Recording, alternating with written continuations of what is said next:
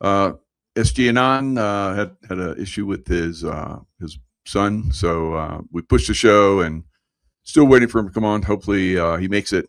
But in the meantime, I want to talk about this little thing that's going on out there and kind of a little discussion on it. See what is going on with this. The selected draft.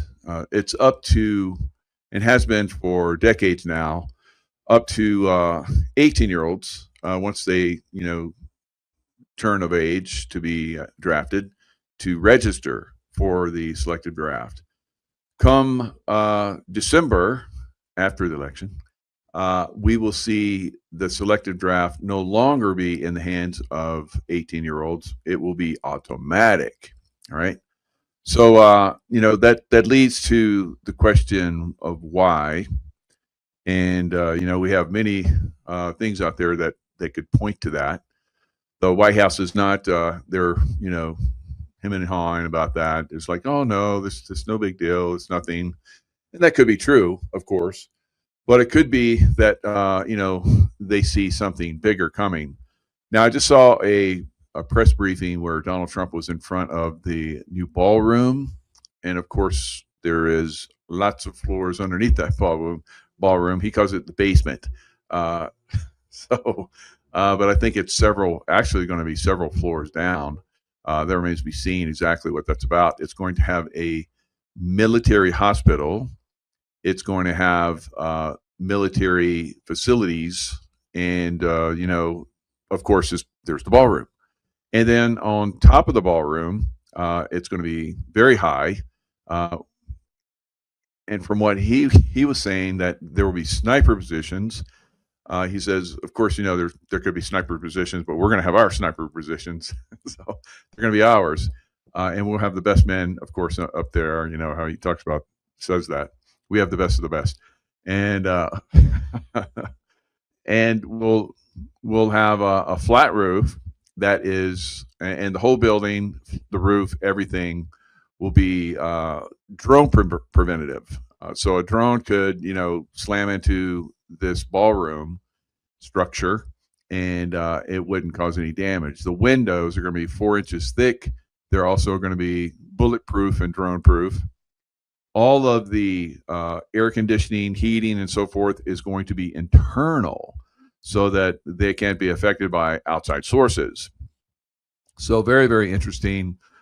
So what is going on with that selective draft? Is there, potentially something bigger that's coming? I don't know. But, we're watching that. We watch everything. And we have SG Anon that just popped in. SG Anon, good to see you again. Likewise, Mr. Jaco, good to see you as well. Very good, very good. So it's been a little bit. So what have you been up to? Researching, parenting, enjoying the finer things in life, or at least attempting to at different points along the way. Had a very challenging year last year, which much of your audience will probably be familiar with if they've followed any of my overlapping content. It was a tough time. I think it was a tough time for everyone in a lot of ways, and managed to get through that coming into this now very, very exciting and momentous 250th birthday year. And I have to tell you, Mr. Jaco, the research continues to yield just the most incredible nuggets of being on the right track with respect to humanity, from the beekeeping situation that recently occurred at the White House and the broad symbolism behind what that means, both literally and figuratively, as well as historically and ancestrally. When you look at that and you look at other things like the actual targets of some of these military operations in the Persian Gulf, which I find just absolutely, palpably fascinating. A lot of non-state actor targets being included in this. Several ships seized now by the Iranian Revolutionary Guard, flying multiple flags from multiple jurisdictions, clearly trying to evade things. And for Trump coming out there and saying that the entire Iranian Navy is at the bottom of the ocean, while that is true in the greatest sense, you have a lot of aligned paramilitary forces on the ground in that area, especially those that go around the IRGC's main level command components and try to interface with the patriots that you can find. And believe it or not, there are some of them within that organization, within the main Iranian military, and how those communications are being shared, I believe, with forces in the area that are aligned with those and the targets they're actually taking down. This is a long sort of inaugural response to your opening question here, but it shows that we have a tremendous component of directionality with we the people as opposed to against it. And it's easy to forget that when we look at how the pressure keg has to operate, because if we're going to slay a hydra and it's sitting on our living room couch, there's going to be a very unpleasant environment going on in our own home while that process occurs. Yeah, very, very good points. Yeah, so much to cover, and you've done exceptional in your research in the past and insights that were way ahead of the ball game. So we always appreciate your insights when you come in and give us some really good info. So the ballroom. I was just talking about the ballroom. It's really being set up. Somebody in the titanium glass. They have titanium fencing that's out along the White House that goes so deep that a bulldozer can't knock it down. They're going to have. I was just mentioning to the audience that sniper positions. It's drone proof. It's rocket proof. From the positions high up on the ballroom, they'll be able to survey a lot of the Washington D.C. area and keep it safe. All right, so very, very interesting. And then deep below the ballroom, military hospital and military facilities and so forth. So it sounds like they're getting ready to do not only nice ballroom events, but also potentially set up for maybe coming wars with other nations. What are your thoughts? Well, it's interesting that you should bring the ballroom up, because I think the ballroom is something that is historic and is setting a very important precedent for the first time here, and that is the relationship between the commander-in-chief of the armed forces and the armed forces themselves as a separate and subservient entity, but separate nonetheless from the civilian sector. The ballroom allows that relationship for the first time since pre-Civil War, at least, and perhaps for the first time ever, to be entirely untainted by outside influence and outside espionage. And that espionage, oftentimes, as you're aware, having lived it a number of years, that espionage most commonly comes from those circles that take the longest to get themselves the closest to you, because it's the most deceptive and subtle way to get into those inner circles. And if any leverage can be gotten through the obtaining of national security information, or the selling of that, or perhaps the actual taking out of an assassination, if you will, of high echelons of command, and the threat being real, when it comes to gatherings of that nature, which we know will have to happen as we go into this technological era.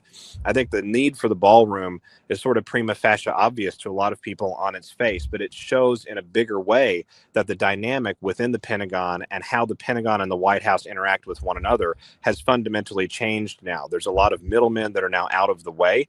There's a lot of agency policy and protocol that has now been proliferated just in the last 13 months, especially inside agencies like FBI and DNI and others, that really restrict them to their lanes and what their lanes are supposed to be with respect to how the government works. And those lanes are not supposed to dovetail directly and firstly, in other words, natively, into the military lane. The military is supposed to be able to analyze what it analyzes and then share its conclusions with the need to know individual organizations that are a part of the government. And that, of course, is established by Congress and the president.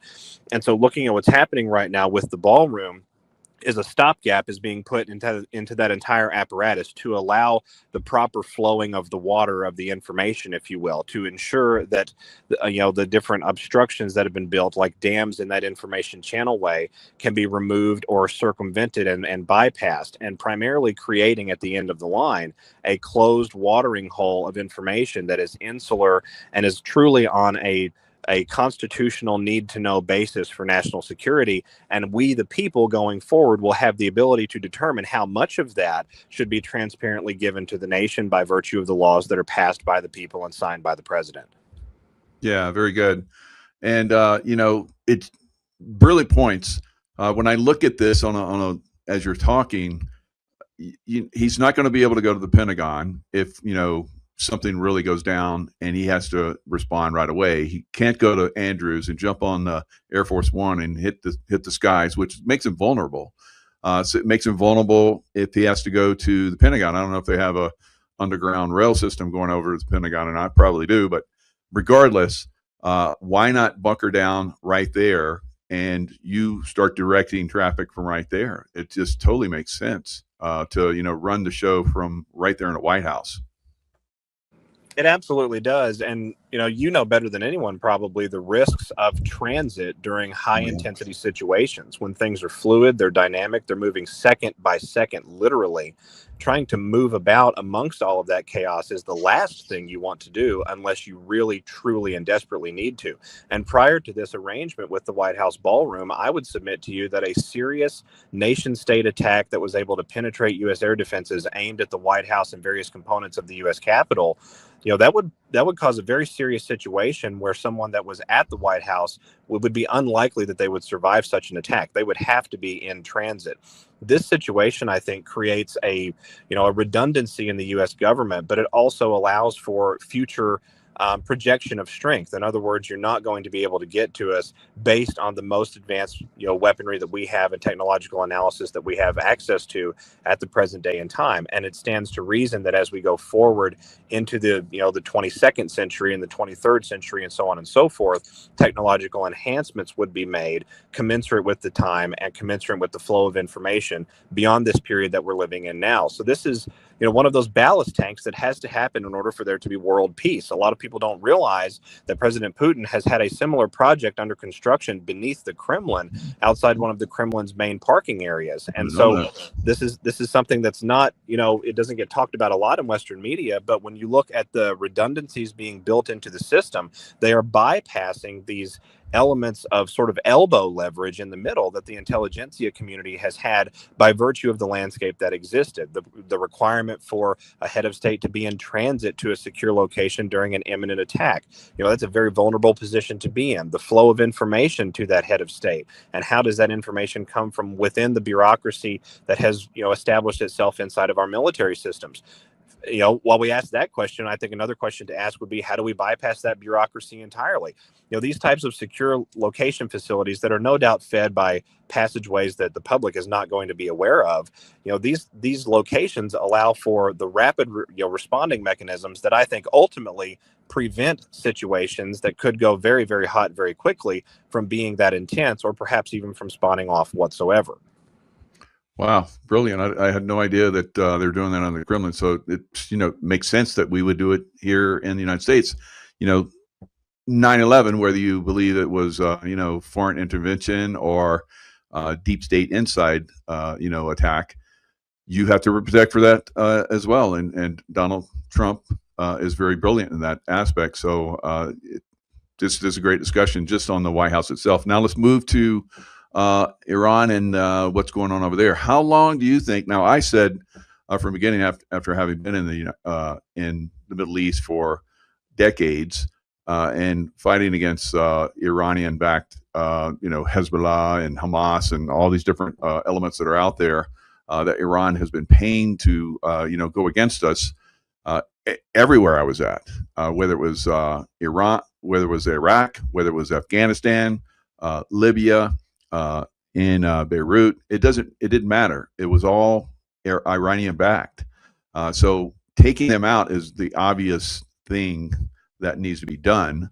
Now taking them out through diplomatic means is never ever going to happen, in my opinion. What are your thoughts?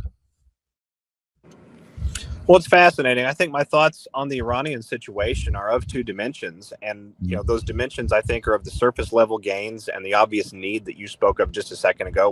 We cannot have any governmental faction anywhere in the world that is primarily compromised by secret societies and the intelligence community.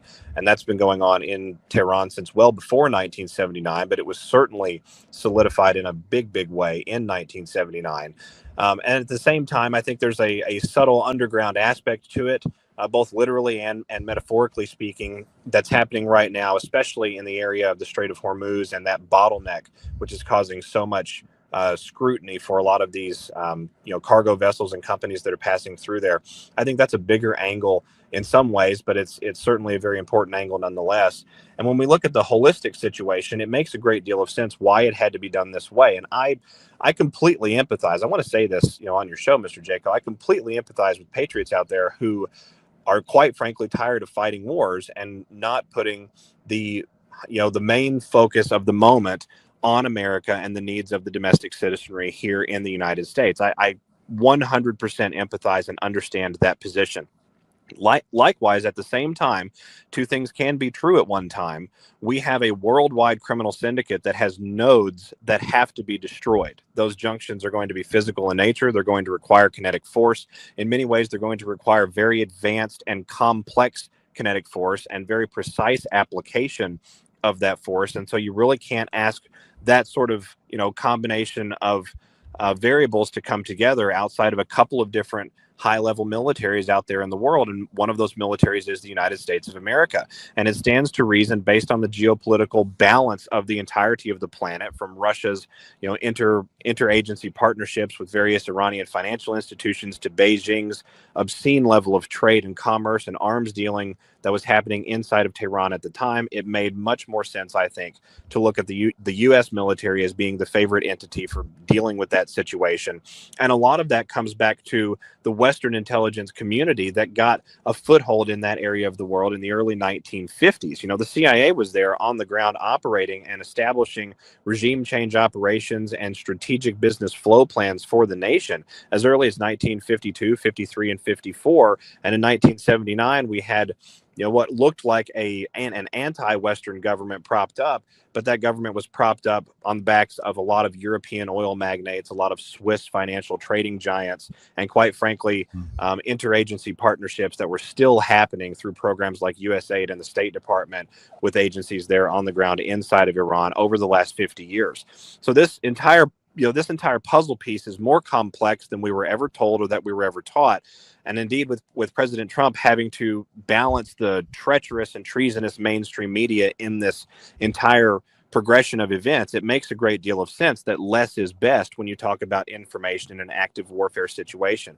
Now, I want to talk for a second, and I've been pontificating for a moment here, but I want to talk for a second about the actual nuance of what's going on in the Strait of Hormuz, because it highlights, I think it paints a really good example of the types of activities that are occurring within mainland Iran as well, but to a lesser degree because of the need of the U.S. military to not be on the ground there and so actively involved.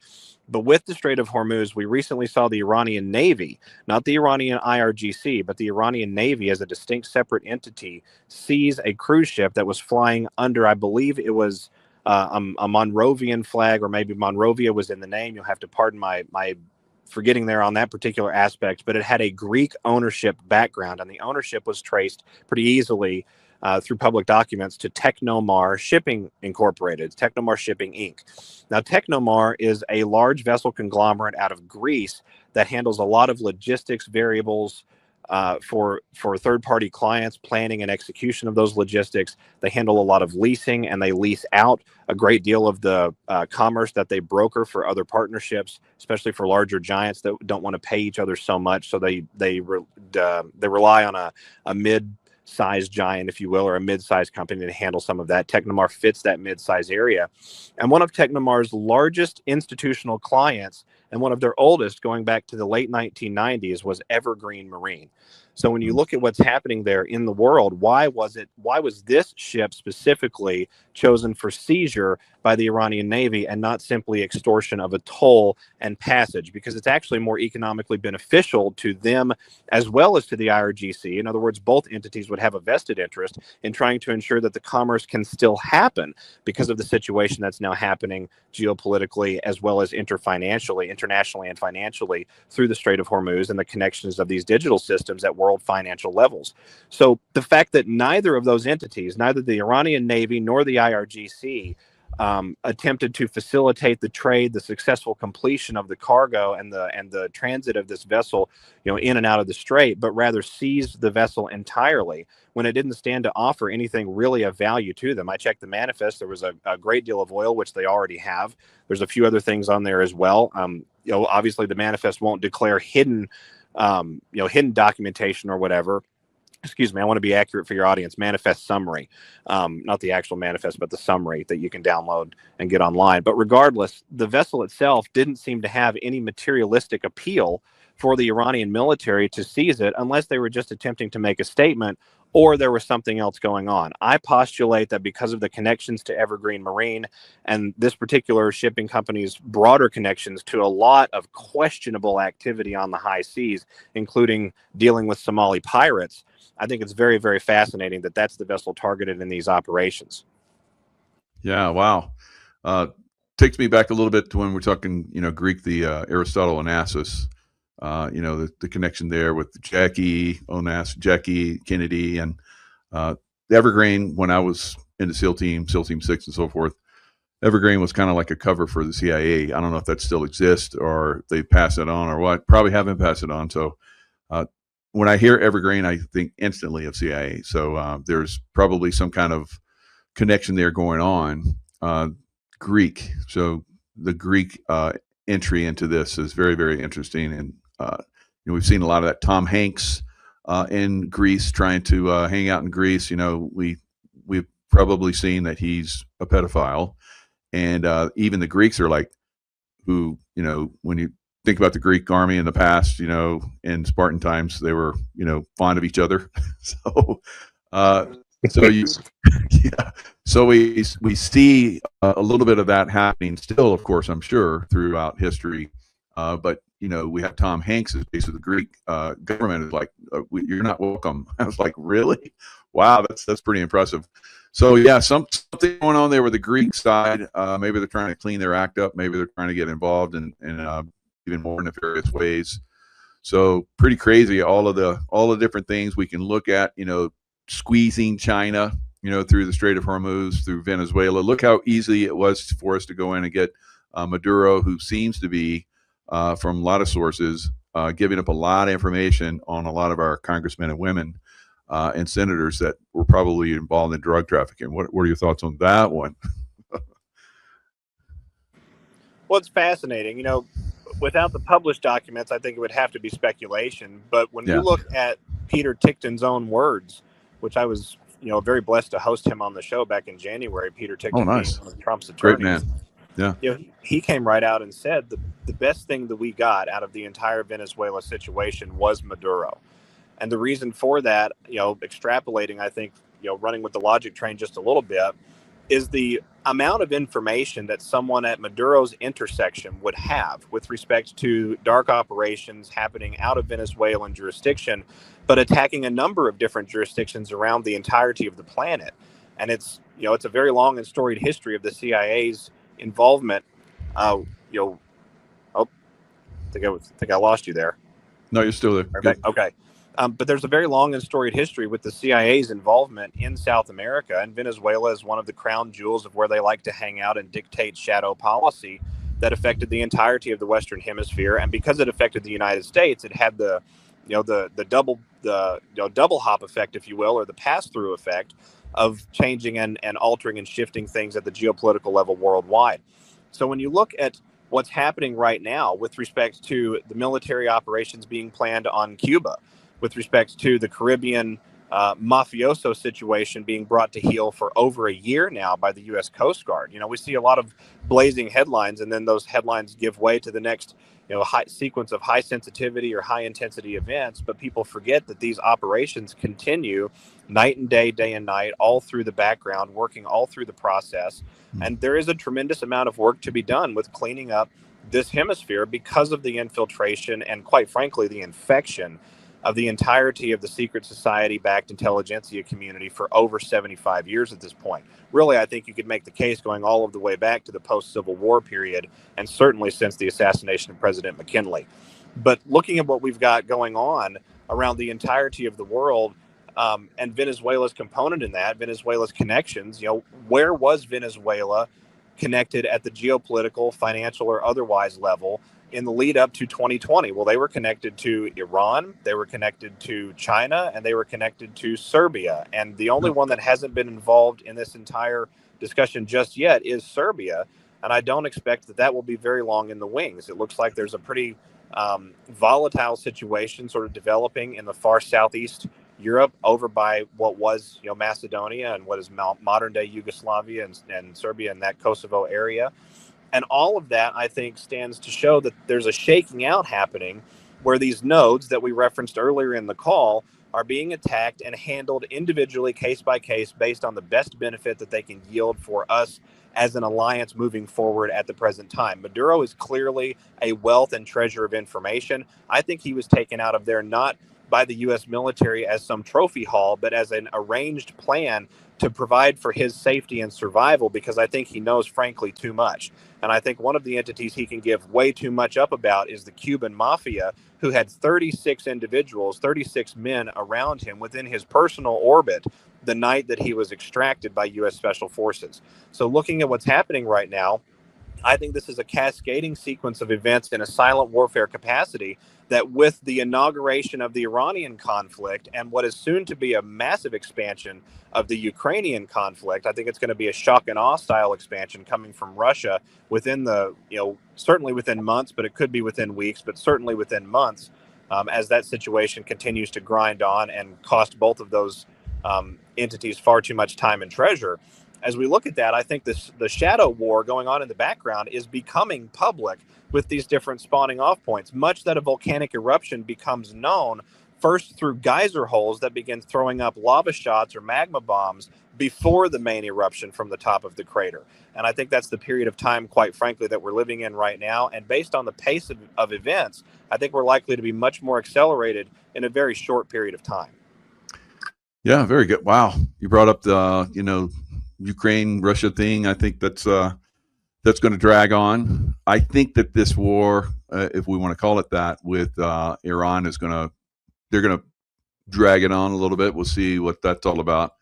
Because if we do, because President Trump said, I think it was today, that they were planning on hammering them again, but the Gulf states said no. And interestingly, the Gulf states did very secretive strikes when they said they're stop the press on the war, but they actually went in and did secretive strikes. So yeah, there's lots of intrigue and stuff that's going on. I think this is going to get pushed probably past the election. I don't know. I don't know how long if it could really last that long, but the United States is supporting the whole world right now with the oil. So I think that's working out really good for us in the world. So we'll probably in Venezuela, of course. Venezuela, look how easy that was to take Venezuela, and there's no fighting from the people. It's probably going to be the same thing with Cuba at some point. When we do, I think physically at some point go into Iran, I think it's going to be the same. The people are going to rise up. They're waiting. They've been sacrificing themselves, throwing themselves at this regime. If they have just a little bit of help, I think it's going to tip over very quickly. I do as well. I think you have a coalition building situation that has to happen on the ground inside of Iran, and it really is up to the Persian people to decide how they want that landscape to look beyond this period. Quite frankly, I've wondered if maybe one of the reasons we keep seeing this moving of the goalposts with respect to actually bringing the conflict to an internationally recognized close might be because the Persian people on the ground haven't had enough time to coalesce together. Whether they're going to coalesce against the USA, whether they're going to coalesce for the USA, I think that decision has yet to be determined for them as a culture, and that has to happen. That's what self-determination is all about. The world really has not been given an opportunity like the present time period for each major power and most, if not all, of the major ancestral powers to have a self-reflective moment on what they really truly want and how they want that to be. And spoiler alert for the American people, we've not had that moment yet. It's coming. And so looking at what we have playing out right now towards this 250th birthday party, towards what I believe to be a serious societal scale momentum that's going to come moving forward here into the future, it's actually very, very exciting when you look out for the long-term viewpoint and sort of appreciate the evolution of the process. It's like pulling up a lawn chair in front of the oven and watching the cake bake in there. As you watch that process, it can be boring at times. It can also be stressful at times. If you've overdone something or messed the recipe up, it can be harrowing or catastrophic. But regardless, it is witnessing the process of change as it unfolds consciously. And I think that's what's happening right now for the American people. And it yields us to a very optimistic future. And at the same time that these opportunities are being given for all of these different cultures, including the West, to decide what self-determination really actually means for them. You're seeing the kinetic destruction of an architecture and an infrastructure that has physically, kinetically, harmonically, on a basis, on a photon basis level, on a wavelength basis level, on a frequency basis level, on a number of different dimensionalities. When you look at both science and spirituality, that infrastructure has suppressed and held us back tremendously. We are incredible beings, and that's sort of the summary of the message I think I want to leave with everyone today, is the fact that we are, an incredible power to be reckoned with when you look at the connection of God's Holy Spirit to us and what can actually be brought out of us for the rest of the world. And it does not have to be, and I think this is the lesson of all this period of time that we're living, it does not have to be in a form that leverages valuation against each other. That is what the debt enslavement system has done. It made each of us collateral for one another and so robbed us of our humanity. Now that we're in a position where the transaction and intersection of commerce, the transaction of finance, the movement of value from one place to another does not have to depend upon a collateralized human being. What is the potential that we're going to actually experience? I think that's the great question of the day. Wow. Yeah, that's fantastic. And that's what I love why I love having you on. You're so broad in the scope of everything that you cover. One last question, if I may, the election coming up. We're seeing, like today, there's lots of pre-election type stuff that's going on, where people are being decided on who's going to go forward. We're seeing a lot of military types that are going up against Thomas Massey, one of my old commanders that I work with at SEAL Team 6 and also at SEAL Team 4, the last one I was at. He was a commander there. Is Ed Gowrain. So he's running against Massey. He's very much slated to win. President Trump has backed him. We're seeing a lot of this. So we're seeing a cleaning up, I believe, of the what do we call them? The rhinos. So the rhinos, I think, are getting washed out, and we're getting and I think in this midterm election, we're going to have a super red wave, maybe even a tsunami, like we've been talking about for many years, but has been stalled out and stolen. I think this will be the time. What are your thoughts?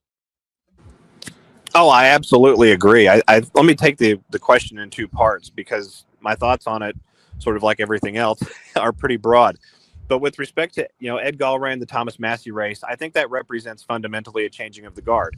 I myself am not a huge fan of some of Gallran's political backers, but I love the man's ethos and his history. As we look at what stands to happen out there in the world, I think it's crucial to judge people by the actual activities, the actual actions that come, but examine them with scrutiny against the backdrop of every other influence or confluence that might be in the equation. And certainly when you look at the pedigree of Massey and how long he's been in Congress and some of the issues that were never really vocalized or verbalized by him, even in mainstream outlets, and that all of the way from mainstream outlets down to local town halls and press halls, right, until the Trump era came along and all of a sudden things became important in some fashion or in some way. I also have suspicions on Mr. Massey, and this isn't accusatory in any fashion. I don't think that there's been any wrongdoing, but I have suspicions about his position on the certification of the 2020 election.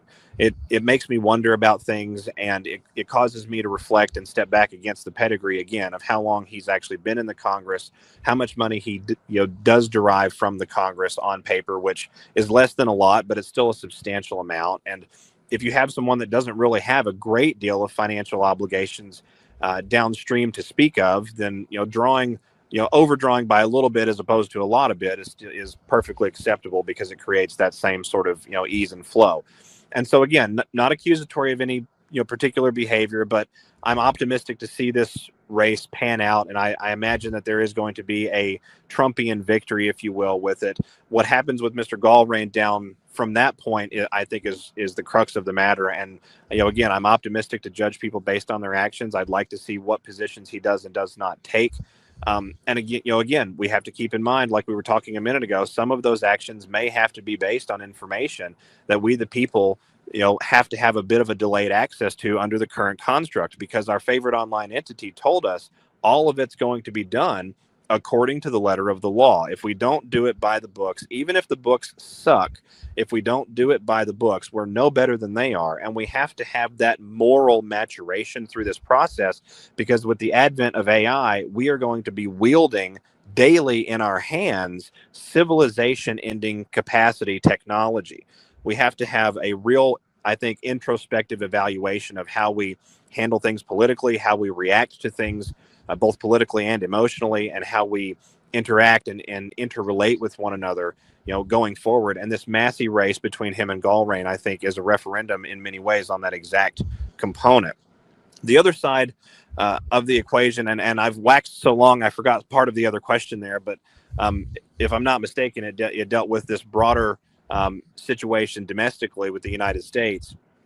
And correct me if I'm wrong on that, but as we look at the transpiration of events that goes forward from here, I think what we're going to see is a very controlled demolition of certain components of the American system that may be long-standing, and in some ways may actually have some novel appreciable value from a nostalgia standpoint, but nonetheless represent significant satanic victories over we the people that we just simply cannot allow to have, that allow to stand and proclaim that sort of victory going forward into this new age. We really are transitioning the world from an era, an epoch, epoch, of darkness into whatever this season and era and great period of awakening will become with respect to light. And I think the potential there, like I was talking earlier just a few moments ago, I think the potential is virtually limitless, but I really don't think we have a concept on how far it can go. But what we do know for sure is the political landscape and our faith-based landscapes, which deals with our introspection and our concept of who we are and who we are under God and who we are under creation and who we are interacting with the entirety of the world and with each other around us. Those areas really have to, transform in a positive and beautiful way to see the rest of the process through. We're talking about unveiling potential interactivity with non-terrestrial sentient life. We're talking about validating or invalidating, sweeping passages of various spiritual and faith-based texts that in many cases go back thousands of years. We're also in the mix of all of that. There's this unveiling that continues to happen with the Apocrypha and all of these discussions that are now happening at broad societal scale about certain omitted texts from the biblical Old Testament that really do fill in a lot of the blanks on why the era of Joshua had to be the way that it did, why the enemy that we fight is how they are, and what the actual genetic reason is for what's actually happening in the world, what those forces that grabbed hold of our governments in the background, who and what they really are. And so I know I'm off on a tangent here, but I guess, ultimately what I would come back to say is that Love your tangents. Go for it. Yeah. well, all of that is to say that as we look at the evolution of the process and we consciously become aware of it, I think that's the moment of greatest victory. It is becoming aware of our own advancement, of our own leveling up, if I can use that terminology that's popular with all of the digital age folks out there. We are achieving a new scale, a new dimension of what we are and who we are. We're reclaiming a lot of it, I think, because some of it I think we knew well into the past. That's why there have been these great resets to destroy those advancements and those moments of ascension, if you will, that we've achieved in ages bygone.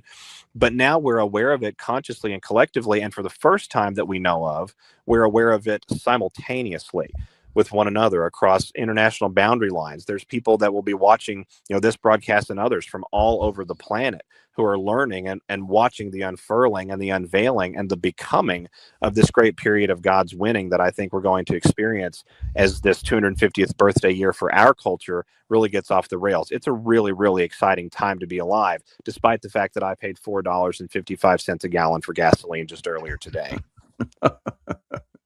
Yeah, the price of freedom, sometimes it's tough.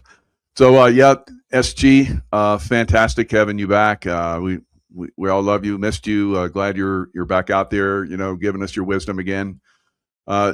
Fantastic show as usual. We had people from all over the world. We had South Africans, chiming in. So there's, like you said, this message goes out to the world and the consciousness and so forth. And yes, we don't always agree on, not you and I, but some of the people that watch us But yes, we don't always agree on who's going to be elected, who's not going to be elected.